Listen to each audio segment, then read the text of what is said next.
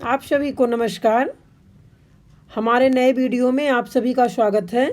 आज मैं करवाऊंगी आप लोगों को प्रश्न उत्तर छायावादोत्तर राष्ट्रीय सांस्कृतिक एवं प्रणय मूलक वैयक्तिक काव्य धारा के प्रश्न उत्तर हम लोग करेंगे। ठीक है, ये रहा पहला प्रश्न। एक भारतीय आत्मा किस कवि का उपनाम है?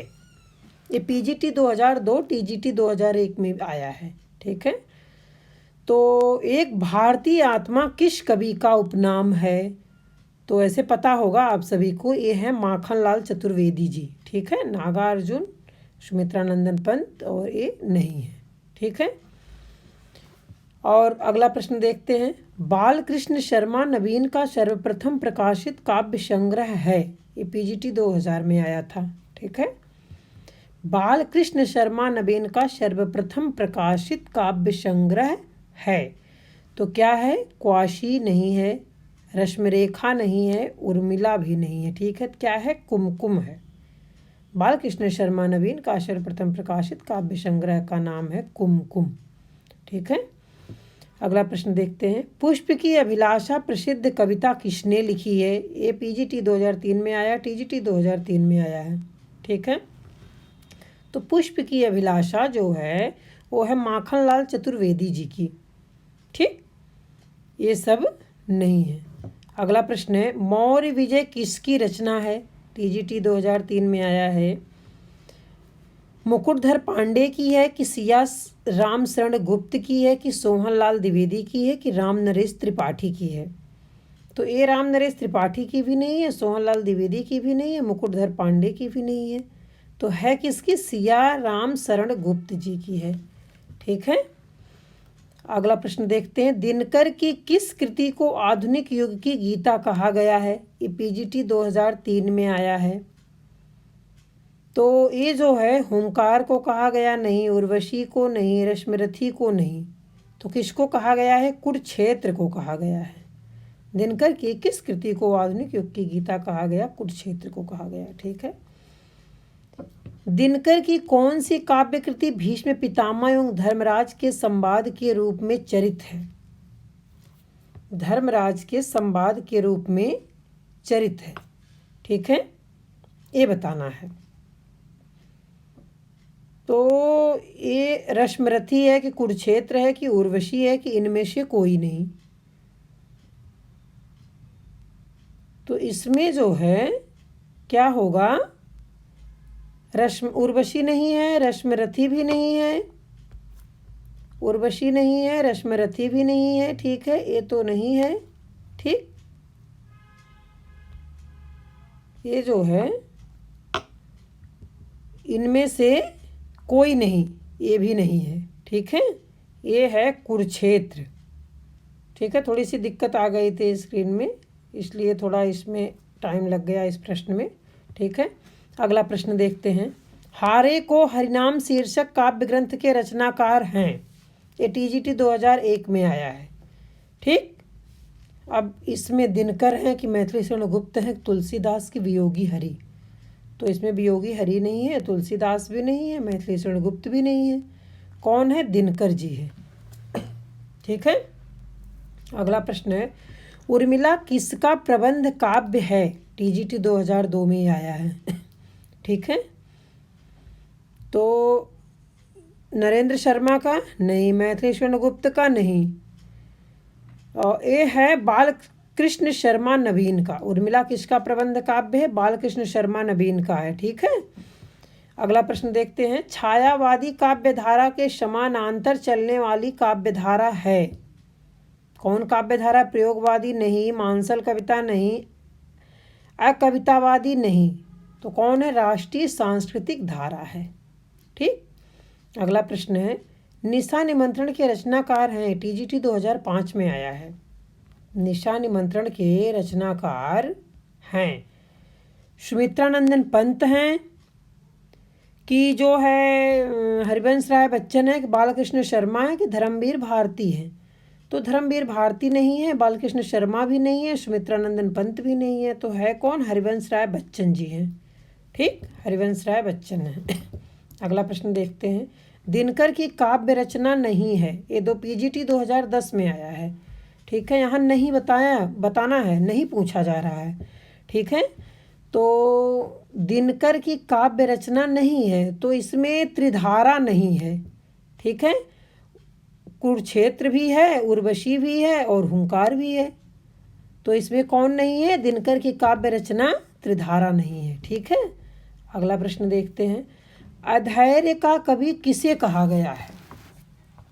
अधैर्य का कवि किसे कहा गया? पीजीटी 2010 में आया है। ठीक, ध्यान से देखिएगा। तो सुभद्रा कुमारी चौहान नहीं, त्रिलोचन नहीं, गिरजा कुमार माथुर नहीं, तो सही कौन है? दिनकर जी हैं। ठीक, अधैर्य का कवि किसे कहा गया है? तो अधैर्य का कवि दिनकर जी को कहा गया है। ठीक, अगला प्रश्न देखते हैं। कवि कुछ ऐसी तान सुनाओ जिससे उथल पुथल मच जाए। नवीन की इस रचना का मूल स्वर है। तो मूल स्वर को क्या है? मानवतावादी नहीं, प्रेमपूर्ण नहीं, ये नहीं, क्या है? क्रांति और ध्वंसात्मक है। क्रांति और ध्वंसात्मक है। ठीक है, अगला प्रश्न देखते हैं। कौन राष्ट्रीय सांस्कृतिक धारा का कवि नहीं है? इसमें नहीं है, इसमें भी नहीं बताना है। तो कौन राष्ट्रीय सांस्कृतिक धारा का कवि नहीं है? तो ये हरिवंश राय बच्चन नहीं है। ठीक है, बालकृष्ण शर्मा नवीन है, माखनलाल चतुर्वेदी भी हैं, सुभद्रा कुमारी चौहान भी है। ठीक, अगला प्रश्न देखते हैं। राष्ट्रीय सांस्कृतिक धारा की कृति त्रिधारा और मुकुल के रचयिता हैं। तो इसमें बताना है त्रिधारा और मुकुल के रचयिता हैं। तो इसमें कौन से रचयिता हैं? ठीक है, सियाराम शरण गुप्त नहीं, बालकृष्ण शर्मा नवीन नहीं, माखनलाल चतुर्वेदी नहीं, तो कौन है? सुभद्रा कुमारी चौहान है। ठीक है, अगला प्रश्न देखते हैं। प्रसिद्ध कविता झांसी की रानी किसकी रचना है? ये बताना है कि प्रसिद्ध कविता झांसी की रानी किसकी रचना है। तो सियाराम शरण गुप्त है नहीं, नवीन है नहीं, मैथिली शरण गुप्त है नहीं, तो कौन है? सुभद्रा कुमारी चौहान है। ठीक है, अगला प्रश्न देखते हैं। कैदी और कोकिला शीर्षक कविता किसकी है? कैदी और कोकिला शीर्षक कविता किसकी है? वैसे पता होगा आप सभी को, लेकिन फिर भी मैं बता रही हूँ। सुभद्रा कुमारी चौहान की नहीं है, बालकृष्ण शर्मा की भी नहीं है, रामनरेश त्रिपाठी की भी नहीं है। ठीक है, कैदी और कोकिला ये जो है माखनलाल चतुर्वेदी जी की है। ठीक है, और इस CBSE बोर्ड 9th क्लास में चैप्टर है कैदी और कोकिला। ठीक, अगला प्रश्न हम देखते हैं। एक बार बस और नाच तू श्यामा पंख निराला की किस कविता की है? ये जो है किस कविता की है? तो आवाहन कविता की है। किसकी है? आवाहन कविता की है। बेला की, राम सत्य की पूजा की, तुलसीदास की नहीं है। ठीक है, अगला प्रश्न देखते हैं। झंडा ऊंचा रहे हमारा पहली बार कब गाया गया था? झंडा ऊंचा रहे हमारा ये पहली बार कब गाया गया था? तो 1920 ईस्वी में नहीं, 1930 ईस्वी में नहीं, ठीक है, 1912 ईस्वी में नहीं। कब गाया गया था झंडा ऊंचा रहे हमारा? पहली बार कब गाया गया था? 1925 ईस्वी में। ठीक है, अगला प्रश्न है। किस कवि का जन्म स्थान चिरगांव झांसी है? किस कवि का जन्म स्थान चिरगांव झांसी है? जन्म स्थान बताना है। ठीक है, तो सियाराम शरण गुप्त का है। ये जो है सियाराम शरण गुप्त का जन्म स्थान चिरगांव झांसी में है। ठीक है, माखनलाल चतुर्वेदी का नहीं, ये भी नहीं, ये भी नहीं। ठीक है, अगला प्रश्न है। सियाराम शरण गुप्त की रचना नहीं है, तो अनाथ नहीं है, नोआ खाली नहीं है, इसमें जो है नोआ खाली नहीं है। ठीक है, दुर्वादल नहीं है, तो है कौन? सियाराम शरण गुप्त की रचना नहीं है, तो क्या है? माता नहीं है। ठीक है, और ये सब है, ये सब उनकी रचना, सियाराम शरण गुप्त की रचना नहीं पूछा जा रहा है। तो नहीं में क्या है? नहीं में ये माता यही है, इनकी नहीं है, अनाथ भी है, नोआ खाली भी है, दुर्वादल भी है। ठीक है, अगला प्रश्न देखते हैं, सोहनलाल द्विवेदी की कृति कौन सी नहीं है? तो सोहनलाल द्विवेदी की कृति कौन सी नहीं है? तो ये जौहर नहीं है, सीधे आप जान लीजिए, ठीक है, क्योंकि भैरवी भी है, प्रभाती भी है, युगधारा भी है, ठीक है। अगला प्रश्न देखते हैं, नरेंद्र शर्मा का सर्वाधिक लोकप्रिय काव्य संग्रह कौन है? तो इसमें प्रभात फेरी नहीं है, पलाशवन नहीं है, शूल फूल नहीं है, इसमें है क्या? प्रवासी के गीत है, 1938 में लिखा गया था ये, ठीक है। अगला प्रश्न है, विजयिनी माँ के वीर सुपुत्र पाप से असहयोग ले ठान पंक्ति किसकी है? बालकृष्ण शर्मा नवीन की नहीं है, श्याम नारायण पांडे की नहीं है, ये सुभद्रा कुमारी चौहान जी की है, ठीक है। रामनरेश त्रिपाठी की भी नहीं है। विजयिनी माँ के वीर सुपुत्र पाप से असहयोग ले ठान पंक्ति किसकी है? तो ये सुभद्रा कुमारी चौहान की है, ठीक है। अगला प्रश्न देखते हैं, श्याम नारायण पांडे की रचनाओं में से कौन नहीं है? तुमुल नहीं है, जौहर नहीं है, त्रेता के दो वीर नहीं है। श्याम नारायण पांडे की रचनाओं में से कौन नहीं है? तो इसमें कौन नहीं है? पूजा गीत, ठीक है, ये पूजा गीत नहीं है, ठीक। अगला प्रश्न देखते हैं, कल्लोलिनी किसका काव्य संग्रह है? शिवमंगल सुमन का है? नहीं। सोहनलाल द्विवेदी का है? नहीं। ये जगदम्बा प्रसाद हितैषी का है, जगदम्बा प्रसाद हितैषी का है, ठीक है। अगला प्रश्न है, तक्षशिला काव्य संग्रह किसका है? तो ये तक्षशिला काव्य संग्रह उदय शंकर भट्ट जी का है, ठीक है, इन सब का नहीं है। अगला प्रश्न है, हालावाद के प्रवर्तक कौन माने जाते हैं? हालावाद के प्रवर्तक भगवती चरण वर्मा नहीं माने जाते, और बालकृष्ण शर्मा नवीन भी नहीं माने जाते, नरेंद्र शर्मा भी नहीं माने जाते। तो कौन माने जाते हैं? हरिवंश राय बच्चन माने जाते हैं, ठीक। अगला प्रश्न है, मधुशाला का प्रकाशन कब हुआ? ये बताना है। तो मधुशाला का प्रकाशन जो हुआ था 1935 ईस्वी में हुआ था, ठीक है, 1935 ईस्वी में हुआ था, इन सब में नहीं हुआ था। अगला प्रश्न है, साकी भर भर ला तू अपनी हाला पंक्ति किस कवि की है? इसे पता होगा, साकी भर भर ला तू अपनी हाला पंक्ति किस कवि की है? तो ये हरिवंश राय बच्चन की नहीं है, ठीक है, भगवती चरण वर्मा की भी नहीं, रामेश्वर शुक्ल अंचल जी का भी नहीं है, ये है बालकृष्ण शर्मा नवीन की, ठीक। अगला प्रश्न है, भगवती चरण वर्मा की काव्य कृति नहीं है। अब यहाँ देखो नहीं पूछा जा रहा है, ठीक है, तो मधुकर्ण भी है, प्रेम संगीत भी है, मानव एक दिन भी है। इसमें जो नहीं है भगवती चरण वर्मा की, वो सूत की माला नहीं है, ठीक है। अगला प्रश्न है, नरेंद्र शर्मा का प्रथम काव्य संग्रह है। तो नरेंद्र शर्मा का जो प्रथम काव्य संग्रह है वो शूल फूल है, ठीक है, ये सब नहीं है, ठीक। और अगला प्रश्न है, गीतकार के रूप में प्रसिद्ध है, गीतकार के रूप में प्रसिद्ध है, कौन प्रसिद्ध है? हरिवंश राय बच्चन तो नहीं है, ठीक है, गोपाल सिंह नेपाली नहीं है, रामेश्वर शुक्ल अंचल जी भी नहीं है। तो इसमें गीतकार के रूप में जो प्रसिद्ध है नरेंद्र शर्मा जी हैं, ठीक। अगला प्रश्न है, रामेश्वर शुक्ल अंचल द्वारा रचित ग्रंथ नहीं है।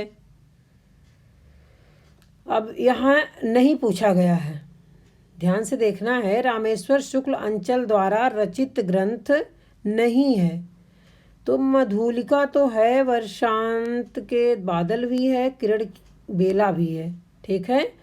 तो ये जो नहीं है वो पलाशवन है, क्या है? पलाशवन नहीं है, ठीक है। अगला प्रश्न है, हास्य व्यंग का कवि कौन नहीं है? तो बेढब बनारसी कौन नहीं है, ठीक है, हैं शिवरत्न शुक्ल भी हैं, कांतानाथ पांडे चोंच भी हैं, ये रामेश्वर शुक्ल अंचल नहीं है, ठीक है। अगला प्रश्न देखते हैं, प्रेम और मस्ती का काव्य के विषय में असत्य कथन है। ये प्रेम और मस्ती का काव्य ही काव्य के ही प्रश्न उत्तर अब इधर आप देख रहे हैं, ठीक है। प्रेम और मस्ती का काव्य के विषय में असत्य कथन है, इसका क्या असत्य कथन है ये बताना है, ठीक है। तो इसमें जो है, इस काव्य में प्रेम, यौवन और आवेश को व्यक्त किया गया नहीं, गलत है, ठीक है। इस काव्य में रति का मांसल रूप व्यक्त हुआ नहीं।